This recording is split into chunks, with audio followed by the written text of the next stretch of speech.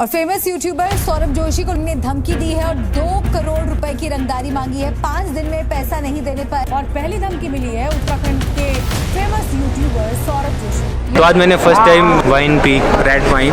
मेरा सिर घूम रहा है। सौरभ जोशी एक ऐसा बंदा जिसके आज के टाइम पर मिलियंस ऑफ सब्सक्राइबर है, जो इंडिया का टॉप व्लॉगर है। लेकिन ऐसा तो क्या रीजन है जिसकी वजह से इनको इतना ज्यादा हेट एंड क्रिटिसिज्म मिल रहा है, जितना ये डिजर्व भी नहीं करते। मेरा दिमाग फट रहा है यार। तो बेटर है भाई अपनी बीवियों से ना ट्यूशन करवा लो, पैसे ही कमाना है उससे तुमको। तो तुमको अगर चाहिए कि तुम्हारी बीवी के नाम पे घर चले, उससे ट्यूशन करवा लो बड़े भाई, क्योंकि वो 4 कमरे के बीच में बात रहेगी, वो जो होगा वही खत्म हो जाएगा। कम से कम पब्लिकली उसको इस तरीके से ह्यूमिलिएट नहीं होना पड़ेगा।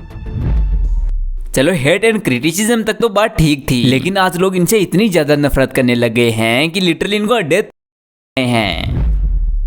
तो बड़ी खबर आ रही है, यूट्यूबर सौरभ जोशी को धमकी देने वाला शख्स गिरफ्तार कर लिया गया है। यूट्यूबर सौरभ जोशी को धमकी भरा लेटर मिला है। पर सौरभ को धमकी देने वाला गिरफ्तार कर लिया गया है।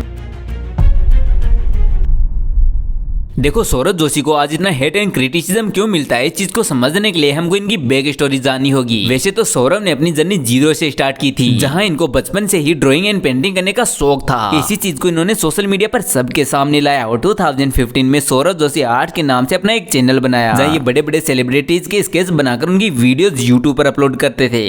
अभी मैं ड्रॉ कर रहा हूँ MS धोनी, जो कि आपने डॉम्स कलर पेंसिल के रिव्यू में देखा होगा, जिनसे इनकी ऑडियंस तो बिल्ड होती गई, साथ में इनके पास यूट्यूब से भी अच्छा पैसा आने लगा। इस रिस्पांस को देखते हुए सौरभ ने कोविड के टाइम अपना एक व्लॉगिंग चैनल भी बना लिया, जिस पर ये रेगुलर वीडियोस अपलोड करने लगे और यही इनकी लाइफ का टर्निंग पॉइंट बना, जिसने पूरी फैमिली की किस्मत ही बदल कर रख दी।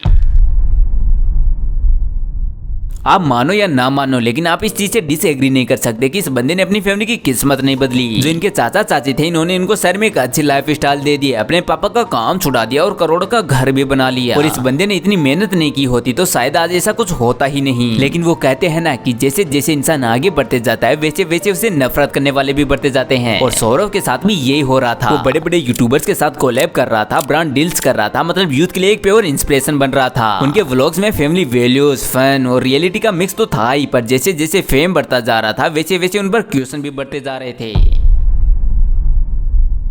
देखो सोशल मीडिया का एक रूल है कि जैसे जैसे क्रिएटर्स के नंबर्स ऑफ सब्सक्राइब बढ़ते जाते हैं, उनके पास फेम तो आने लगता है, लेकिन उस फेम के साथ कंट्रोवर्सीज भी आती है, जो उनकी इमेज पर एक नेगेटिव इंपैक्ट भी डालती है। और शायद सौरभ जोशी भी इसी चीज का शिकार हो रहा था। इस टाइम सौरभ के पास फेम और पैसा तो था, लेकिन लोग अब इन पर इल्जाम लगाने लगे। इनके व्लॉग स्क्रिप्टेड होते हैं, रियलिटी से ज्यादा ये ओवर एक्टिंग करता है। और इस चीज से मैं भी एग्री करता हूँ कि सौरभ जोशी के व्लॉग स्क्रिप्टेड तो होते हैं, जिसका प्रूफ मैं अगली वीडियो में दिखाऊंगा। लेकिन ये भी सच है कि हर यूट्यूबर अपनी वीडियो को इंटरेस्टिंग बनने के लिए उसमें कई चीजें ऐड करता है, कई मिर्च मसाला डालता है, ताकि उसकी ऑडियंस को भी देखने में मजा आ सके। लेकिन सौरभ जोशी की इस एक गलती ने उनको सबसे ज्यादा हेट एंड क्रिटिसिज्म दिया है, और वो है उनका नॉन। देखो वैसे तो सौरभ जोशी को एक्सपोज करते हुए पहले भी उनके ऊपर बहुत सारी वीडियोस बनती थी कि इनमें घमंड आ गया है, बदल गया है, वगैरह वगैरह। लेकिन ये वेजिटेरियन है या नॉन वेजिटेरियन है, इस बात ने इनकी लाइफ की धज्जियां उड़ाकर रख दी। और ये इसीलिए क्योंकि सौरभ अपनी वीडियोज में क्लेम करता है कि वो एक नॉन वेजिटेरियन है, जिसने कभी अंडा मीट वगैरह खाया ही नहीं। लेकिन इस चीज को कॉन्शियस नाम के एक यूट्यूबर ने बहुत गंदी तरह से एक्सपोज कर दिया। सौरभ जोशी एक व्लॉग अपलोड करते हैं विद द टाइटल ऑफ इतनी सारी Maggi gift they the with a YouTuber पू इन कोरिया। लेकिन यहाँ पर चैलेंज था स्पाइसी कोरियन नूडल्स खाने का, और ये जो दोनों नूडल्स खा रहे हैं ये दोनों ही नॉन वेज हैं।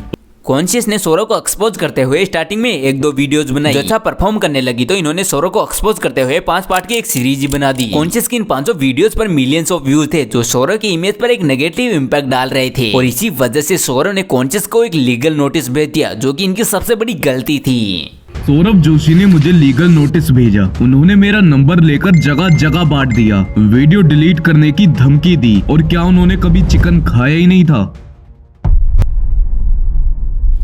सौरभ के ये नोटिस भेजने के बाद इनके ऊपर और वीडियोस बनने लगी, जो इनकी इमेज को एक नेगेटिव वे में पोर्ट्रेट कर रही थी। अगर इस चीज में मैं मेरा ओपिनियन बताऊं तो सौरभ यहाँ गलत तो था, क्योंकि सौरभ भाई आप भी जानते हो कि सोशल मीडिया एक ऐसा प्लेटफॉर्म है जहाँ आए दिन क्रिएटर्स को हेट एंड क्रिटिसिज्म मिलता रहता है। और कभी कभार ये हेट एंड क्रिटिसिज्म इतना बढ़ जाता है कि क्रिएटर से झेल नहीं पाते और वो कर लेते हैं। और ऐसा ही केस अभी कुछ महीने पहले एक फीमेल इन्फ्लुएंसर के साथ हुआ था। आपको शायद इस वीडियो में भी कुछ ऐसे कमेंट्स मिल जाएंगे जहां मेरे को भी गाली दी जा रही है। अगर कोई क्रिएटर सोशल मीडिया पर आता है तो उसे पहले से पता होता है कि हमारे कमेंट सेक्शन में कोई भी रैंडम बंदा आएगा और हमें गाली देकर चला भी जाएगा, जस्ट बिकॉज हमने उसके फेवरेट क्रिएटर के बारे में सारी चीजें सही नहीं बोली और अपना एक पॉइंट ऑफ व्यू रख दिया जिसे वो ऑफेंड हो गया और हमको गाली देकर चला भी गया। और इसी हिसाब से जब कोई क्रिएटर वीडियो बनाता है तो उसे क्रिटिसिज्म को फेस करना भी आना चाहिए।